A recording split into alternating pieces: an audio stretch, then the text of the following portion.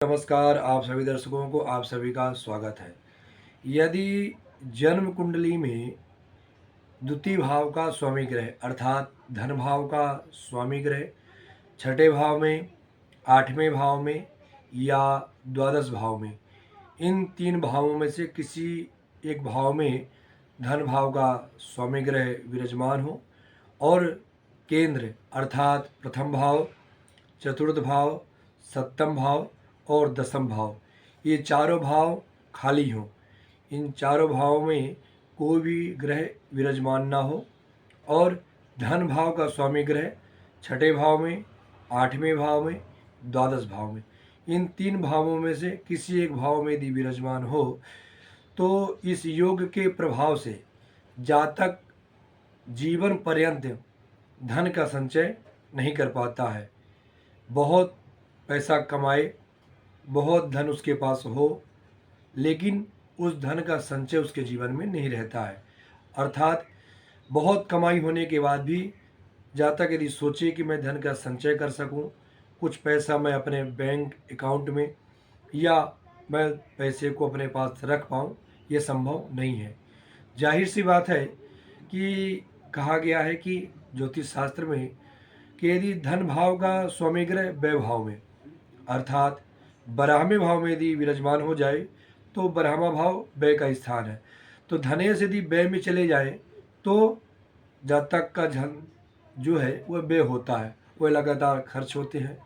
यदि धनेश षष्ठम भाव में यदि विराजमान हो जाए तो षष्ठम भाव रोग का, शत्रु का है।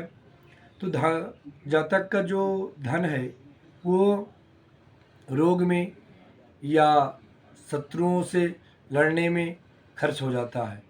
अष्टम भाव भी मृत्यु का भाव है और रोग का भी भाव है।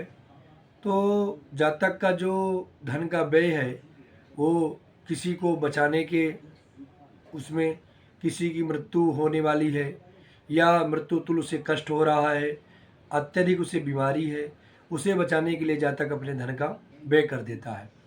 कहने का तात्पर्य कि यदि धनेश 6, 8, 12 इन भावों में से किसी भाव में विराजमान हो और केंद्र में कोई भी ग्रह विराजमान ना हो तो जातक जीवन पर्यंत धन का संचय नहीं कर पाता है।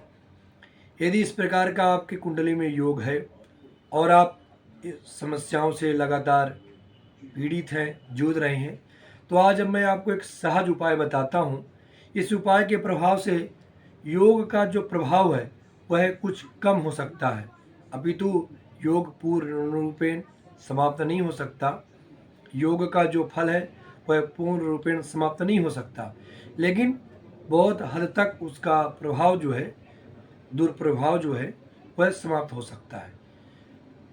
आपको नित्य प्रति श्री सूक्त के 3 पाठ करने हैं। श्री सूक्त के आप 3 पाठ प्रतिदिन घर पर करें और श्री यंत्र को घर में स्थापित करें, श्री यंत्र की आराधना करें। यदि आप इसे लगातार करते हैं तो निस्संदेह आपके पास धन का थोड़ा संचय तो अवश्य ही होगा, क्योंकि माँ लक्ष्मी की कृपा होगी और माँ लक्ष्मी की कृपा से कुछ भी असंभव नहीं है, सब कुछ संभव हो सकता है। यदि आपकी कुंडली में इस प्रकार का योग है और आप इन परेशानियों से जूझ रहे हैं तो आप कमेंट बॉक्स में बताना ना भूलें।